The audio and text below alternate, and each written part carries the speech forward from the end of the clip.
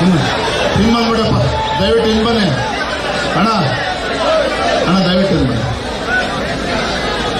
ಬಲೋ ಭಾರತ್ ಮಾತಾ ಕಿ. ದೇಶದ ಹೆಮ್ಮೆಯ ಪ್ರಧಾನಮಂತ್ರಿ ನರೇಂದ್ರ ಮೋದಿಜಿ ಅವರಿಗೆ ಬಲೋ ಭಾರತ್ ಮಾತಾ ಕಿ. ಈ ಬರಗಾಲದ ಸಂದರ್ಭದಲ್ಲಿ ರೈತರಿಗೆ ನ್ಯಾಯ ಕೊಡ್ತಕ್ಕಂಥ ವಿಚಾರವನ್ನು ಬಿಟ್ಟು ರೈತರಿಗೆ ಅನ್ಯಾಯ ಮಾಡ್ತಕ್ಕಂಥ ಸರ್ಕಾರ ಇಡೀ ದೇಶದಲ್ಲಿ ಯಾವ್ದಾರ ಇದ್ರೆ ಅದು ರಾಜ್ಯದಲ್ಲಿರ್ತಕ್ಕಂಥ ಕಾಂಗ್ರೆಸ್ ಸರ್ಕಾರ. ರಾಜ್ಯದಲ್ಲಿರ್ತಕ್ಕಂಥ ಸರ್ಕಾರ ಇವತ್ತು ಕಾಂಗ್ರೆಸ್ ಸರ್ಕಾರ ರೈತರಿಗೆ ಅನ್ಯಾಯ ಮಾಡ್ತಾ ಇದ್ದಾರೆ.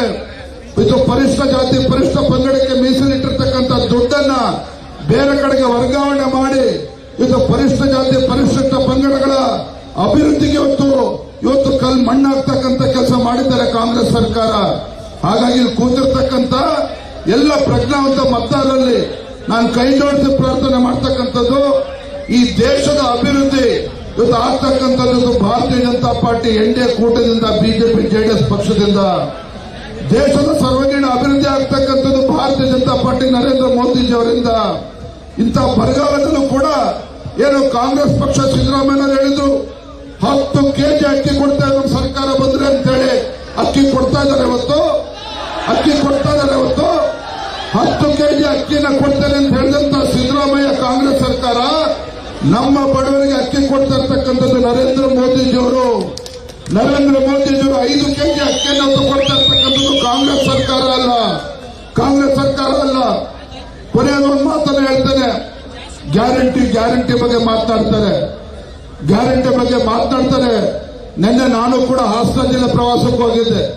ಹಾಸನ ಜಿಲ್ಲೆಗೆ ಪ್ರವಾಸಕ್ಕೆ ಹೋದಾಗ ಅಲ್ಲೇ ಟೀ ಕುಡಿಬೇಕಾದ್ರೆ ಅಲ್ಲೇ ಕ್ಯಾಂಟೀನ್ ಹತ್ರ ಇಬ್ರು ರೈತರು ಮಾತನಾಡ್ತಾ ಇದ್ರು. ಒಬ್ಬ ರೈತ ಹೇಳ್ದ, ಏನಪ್ಪ ನನ್ನ ಹೆಂಡತಿ ಬಹಳ ಖುಷಿ ಆಗ್ಬಿಟ್ಟಿದ್ದಾಳೆ, ಕಾಂಗ್ರೆಸ್ನವರು ಸಿದ್ದರಾಮಯ್ಯ ಸರ್ಕಾರ ಬಂದ್ಮೇಲೆ 2,000 ರೂಪಾಯಿ ನನ್ನ ಹೆಂಡತಿ ಕೊಡ್ತಾ ಇದ್ದಾರೆ, 2,000 ರೂಪಾಯಿ ನೇರವಾಗಿ ಅವ್ರ ಅಕೌಂಟಿಗೆ ಹಾಕ್ತಾ ಇದ್ದಾರೆ, ನನ್ನ ಹೆಂಡತಿ ಬಹಳ ಖುಷಿ ಆಗ್ಬಿಟ್ಟಿದ್ದಾಳೆ ಅಂತ ಹೇಳಿ ಆ ರೈತ ಮಾತನಾಡ್ತಾ ಇದ್ದ. ಮತ್ತೊಬ್ಬ ರೈತ ಹೇಳ್ದ, ಪೆದ್ದ ಇದೆ ನಿನ್ನ ಹೆಂಡತಿಗಳು ಬುದ್ಧಿ ಹೇಳು, ಇವತ್ತೇನು ಮುಖ್ಯಮಂತ್ರಿ ಸಿದ್ದರಾಮಯ್ಯ 2,000 ರೂಪಾಯಿ ನಿನ್ನ ಹೆಂಡತಿ ಅಕೌಂಟಿಗೆ ಹಾಕ್ತಾ ಇದ್ದಾರೆ, ಮತ್ತೊಂದು ಕಡೆ ನೀನೇನ್ ದಿನ 2 ಕ್ವಾರ್ಟರ್ ಹಾಕೊಂಡ್ ಬರ್ತೀಯ, ಇವತ್ತು ಪ್ರತಿ ತಿಂಗಳಿಗೆ 3,000 ರೂಪಾಯಿ ಕೊಡ್ತಾ ಇದೆಯಾ, ಹಿಂದೆ 1,500 ರೂಪಾಯಿ ಕೊಡ್ತಾ ಇದ್ರೆ 2 ಕ್ವಾರ್ಟರ್ ಹಾಕಿದ್ರೆ 6,000 ರೂಪಾಯಿ, ಅಂದ್ರೆ ನಿನ್ ಜಾಬ್ನಿಂದ 4,000 ರೂಪಾಯಿ ಎಕ್ಸ್ಟ್ರಾ ಕಿತ್ಕೊಳ್ತಾ ಇದ್ದಾರೆ. ವಾಪಸ್ 4,000 ರೂಪಾಯಿ ಕಿತ್ಕೊಂಡು ಅದರಲ್ಲಿ 2,000 ರೂಪಾಯಿ ನಿನ್ನ ಹೆಂಡತಿ ಅಕೌಂಟಿಗೆ ಹಾಕ್ತಾ ಇದ್ದಾರೆ. ನಿನ್ ಜಾಬ್ಗೆ ಇವತ್ತು ನಿನಗೆ ನಷ್ಟ ಆಗ್ತಾ ಇರ್ತಕ್ಕಂಥದ್ದು. ಕಾಂಗ್ರೆಸ್ಸಿನ ಗ್ಯಾರಂಟಿ ಯೋಜನೆ ಹೆಂಗಿದೆ ಅಂತ ಹೇಳಿದ್ರೆ, ಉಚಿತ ಬಸ್ ಅಂತೇಳಿ ಮಹಿಳೆಗೆ ಉಚಿತ ಬಸ್ ಕೊಟ್ಟಿದ್ದಾರೆ. ಮತ್ತೊಂದ್ ಕಡೆ ನಮ್ಮ ಮನೆಯಲ್ಲಿರ್ತಕ್ಕಂಥ ಗಂಡು ಮಕ್ಕಳು ಯಜಮಾನಗಳು ಬಸ್ ಹತ್ತಬೇಕು ಅಂತ ಹೇಳಿದ್ರೆ 30% 40% ಟಿಕೆಟ್ ಬಸ್ಸಿನ ದರ ಜಾಸ್ತಿ ಆಗಿರ್ತಕ್ಕಂಥದ್ದು. ಇವತ್ತು ಏನು ಉಚಿತ ವಿದ್ಯುತ್ ಅಂತ ಹೇಳ್ತಾರೆ. ಇವತ್ತು ಸಣ್ಣ ವ್ಯಾಪಾರಿಗಳು ಕೂಡ ನಮ್ಮ ಕಾಂಗ್ರೆಸ್ ಸರ್ಕಾರ ಬರೋಕ್ಕೂ ಮುಂಚೆ 3,000 ರೂಪಾಯಿ 4,000 ರೂಪಾಯಿ ಕರೆಂಟ್ ಬಿಲ್ ಬರ್ತಾ ಇತ್ತು. ಈಗ ಏನು ವ್ಯಾಪಾರ ಮಾಡ್ತಾ ಇದ್ದಾರೆ 10,000 ರೂಪಾಯಿ 12,000 ರೂಪಾಯಿ ಎಲೆಕ್ಟ್ರಿಸಿಟಿ ಬಿಲ್ ಬರ್ತಾ ಇದೆ. ಇವತ್ತು ಕರೆಂಟ್ ಬಿಲ್ ಸಿದ್ದರಾಮಯ್ಯ ಬರ್ತಿದ್ದಂಗೆ 4 ರೂಪಾಯಿ 20 ಪೈಸೆ ಇದ್ದಂತ ಪರ್ ಯೂನಿಟ್ ಇವತ್ತು 8 ರೂಪಾಯಿ 20 ಪೈಸೆ ಮಾಡಿದ್ದಾರೆ. ಅಂದ್ರೆ ಒಂದು ಕೈಲಿ ಕಿತ್ಕೊಳ್ತಕ್ಕಂಥದ್ದು ಒಂದು ಕೈಲಿ ಕೊಡ್ತಕ್ಕಂಥ ಕೆಲಸ ಮಾಡ್ತಾ ಇದ್ದಾರೆ. ಒಟ್ಟಾರೆಯಾಗಿ ರಾಜ್ಯದ ಮುಕ್ತ ಜನರಿಗೆ ಅವರ ಕಣ್ಣಿಗೆ ಮಣ್ಣಿರ್ತಕ್ಕಂಥ ಕೆಲಸ ಮಾಡ್ತಾ ಇದ್ದಾರೆ ಕಾಂಗ್ರೆಸ್ ಸರ್ಕಾರ, ಸಿದ್ದರಾಮಯ್ಯ ಸರ್ಕಾರ, ಡಿ.ಕೆ. ಶಿವಕುಮಾರ್ ಸರ್ಕಾರ ಬಿಟ್ರೆ ಇವ್ರಿಗೆ ಯಾವುದೇ ರೀತಿ ಬಡವರ ಪರವಾಗಿ ಕಾಳಜಿ ಇಲ್ಲ, ರೈತರ ಪರವಾಗಿ ಕಾಳಜಿ ಇಲ್ಲ. ಈ ರಾಜ್ಯದಲ್ಲಿರ್ತಕ್ಕಂಥ ಪರಿಷ್ಠ ಜಾತಿ ಪರಿಷ್ಠ ಪಂಗಡಗಳು ಹಿಂದುಳಿದ ವರ್ಗಗಳ ಅಭಿವೃದ್ಧಿಯ ಬಗ್ಗೆ ಚಿಂತನೆ ಇಲ್ಲ. ಕೇವಲ ಗ್ಯಾರಂಟಿ ಅಂತ ಹೇಳಿ ರಾಜ್ಯದ ಜನರಿಗೆ ಮಕ್ಕಳ ಟೋಪಿ ಹಾಕಿ ಮತ್ತೆ ಲೋಕಸಭಾ ಚುನಾವಣೆ ಗೆಲ್ಲಬೇಕು ಅನ್ನೋ ಭ್ರಮೆಯಲ್ಲಿದ್ದಾರೆ. ಇಂಥ ದುಷ್ಟ ಕಾಂಗ್ರೆಸ್ ಸರ್ಕಾರಕ್ಕೆ ಈ ಲೋಕಸಭಾ ಚುನಾವಣೆಯಲ್ಲಿ ತಕ್ಕ ಪಾಠವನ್ನು ನಾವು ಕಲಿಸಬೇಕಾಗಿದೆ. ಇವತ್ತು ನಮ್ಮ ಮಂಡ್ಯ ಜಿಲ್ಲೆ ಅಭಿವೃದ್ಧಿ ಆಗಬೇಕು ಅಂತ ಹೇಳಿದ್ರೆ ಯಾರೊಬ್ಬ ಶ್ರೀಮಂತ ಬಂದು MP ಆದ್ರೆ ಮಂಡ್ಯ ಜಿಲ್ಲೆ ಅಭಿವೃದ್ಧಿ ಆಗೋದಕ್ಕೆ ಸಾಧ್ಯ ಇಲ್ಲ. ಸಂಸದರಾದ್ರೆ ಇವತ್ತು ನಮ್ಗೆ ಎಂತ ಸಂಸದರು ಇರಬೇಕು ಅಂತ ಹೇಳಿದ್ರೆ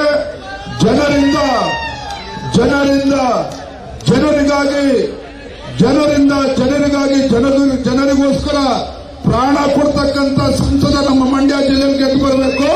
ಕುಮಾರಸ್ವಾಮಿ ಅವರು ಮಾತ್ರ ಇವತ್ತು ಮಂಡ್ಯ ಜಿಲ್ಲೆಗೆ ನ್ಯಾಯ ಕೊಡ್ತಕ್ಕಂಥ ಕೆಲಸವನ್ನು ಮಾಡ್ತಾರೆ.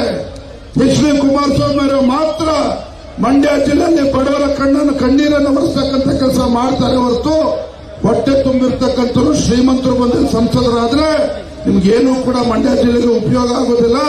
ಹಾಗಾಗಿ ಜನನಾಯಕರಾಗಿರ್ತಕ್ಕಂಥ ಎಚ್ ಡಿ ಕುಮಾರಸ್ವಾಮಿ ಅವರು ಇವತ್ತು 3 ಲಕ್ಷಕ್ಕೂ ಹೆಚ್ಚು ಅಂತರದಿಂದ ಗೆಲ್ಲಿಸಿ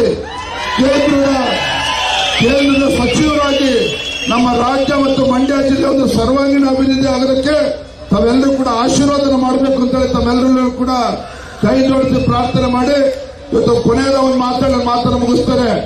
ಇವತ್ತು ದಲಿತರ ಬಗ್ಗೆ ಕಣ್ಣೀರು ಹಾಕ್ತಕ್ಕಂಥ ಮಾನ್ಯ ಕಾಂಗ್ರೆಸ್ ಸರ್ಕಾರದವರು ಇವತ್ತು ಹೇಳಿದ್ರು, ನಮ್ಮ ಮುಖಂಡರು ಹೇಳಿದ್ರು, ಇವತ್ತು ಬಾಬಾ ಸಾಹೇಬ್ ಅಂಬೇಡ್ಕರ್ ಅವರಿಗೆ 2 ಬಾರಿ ಲೋಕಸಭಾ ಚುನಾವಣೆಯಲ್ಲಿ ಸೋಲಿಸಿರ್ತಕ್ಕಂಥವ್ರು ಕಾಂಗ್ರೆಸ್ ಪಕ್ಷದವರು. ಇವತ್ತು ಬಾಬಾ ಸಾಹೇಬ್ ಅಂಬೇಡ್ಕರ್ ಅವರಿಗೆ ಭಾರತ ರತ್ನ ಕೊಟ್ಟಿರ್ತಕ್ಕಂಥದ್ದು, ಇವತ್ತು ಅಟಲ್ ಬಿಹಾರಿ ವಾಜಪೇಯಿ ಅವರ ಮನೆಯ ಮೇರೆಗೆ ಅಂದ್ರೆ ವಿಪಿ ಸರ್ಕಾರ ಕೊಟ್ಟಿರ್ತಕ್ಕಂಥದ್ದು. ಇವತ್ತು ಬಾಬಾ ಸಾಹೇಬ್ ಅಂಬೇಡ್ಕರ್ ಅವರ 5 ಪಂಚ ಸ್ಥಳಗಳನ್ನ ಇವತ್ತು ಅಭಿವೃದ್ಧಿಯನ್ನು ಪಡಿಸ್ತಾ ಇರ್ತಕ್ಕಂಥದ್ದು ನರೇಂದ್ರ ಮೋದಿ ಸರ್ಕಾರ ಇವತ್ತು. ಹಾಗಾಗಿ ಮೊಸಳೆ ಕಣ್ಣೀರು ಹಾಕ್ತಕ್ಕಂಥ ಕಾಂಗ್ರೆಸ್ ಸರ್ಕಾರ ಬಾಬಾ ಸಾಹೇಬ್ ಅಂಬೇಡ್ಕರ್ ಬಗ್ಗೆನೂ ಕಾಳಜಿ ಇಲ್ಲ, ಬಡವರ ಬಗ್ಗೆನೂ ಕೂಡ ಕಾಳಜಿ ಇಲ್ಲ. ಇಂಥ ಸರ್ಕಾರಕ್ಕೆ ತಕ್ಕ ಉತ್ತರವನ್ನು ಲೋಕಸಭಾ ಚುನಾವಣೆಯಲ್ಲಿ ನೀವು ನೀಡ್ತೀರ ಅನ್ನೋ ವಿಶ್ವಾಸ ನನಗೆ ಸಂಪೂರ್ಣ ಆಗಿದೆ ಅನ್ನೋ ಮಾತನ್ನು ಹೇಳ್ತಾ ತಮ್ಮೆಲ್ಲರೂ ಕೂಡ ನಾನು ಭಗವಂತನಲ್ಲಿ ಪ್ರಾರ್ಥನೆ ಮಾಡ್ತಕ್ಕಂಥದ್ದು ಇಷ್ಟನೇ. ಮುಂದಿನ ಲೋಕಸಭಾ ಚುನಾವಣೆಯಲ್ಲಿ ಮಾನ್ಯ ಎಚ್ ಡಿ ಕುಮಾರಸ್ವಾಮಿ ಅವರು 3 ಲಕ್ಷಕ್ಕೂ ಹೆಚ್ಚು ಅಂತರದಿಂದ ಗೆದ್ದು ಬರಬೇಕು, ಕೇಂದ್ರದ ಸಚಿವರಾಗಿ ಬರಬೇಕು. ನಾವು ಭಗವಂತನ ಪ್ರಾರ್ಥನೆ ಮಾಡ್ತಕ್ಕಂಥದ್ದು ಇನ್ಮುಂದಾದರೂ ಸರಿಯಾದ ಸಮಯಕ್ಕೆ ಮಳೆ ಆಗಿ ಸರಿಯಾದಂತ ಬೆಳೆ ಆಗಿ ರೈತರಿಂದ ನೆಮ್ಮದಿಯಿಂದ ಬಾಳಿ ಬದುಕತಕ್ಕಂಥ ಒಳ್ಳೆ ದಿನಗಳು ಬರಲಿ ಅಂತೇಳಿ ಭಗವಂತನಲ್ಲಿ ಪ್ರಾರ್ಥನೆ ಮಾಡಿ ನನ್ನ ಮಾತುಗಳನ್ನು ಮುಗಿಸ್ತಾ ಇದ್ದೇನೆ. ಬಲೋ ಭಾರತ್ ಮಾತಾ ಕಿ, ಬಲೋ ಭಾರತ್ ಮಾತಾ ಕಿ. ನಮಸ್ಕಾರ.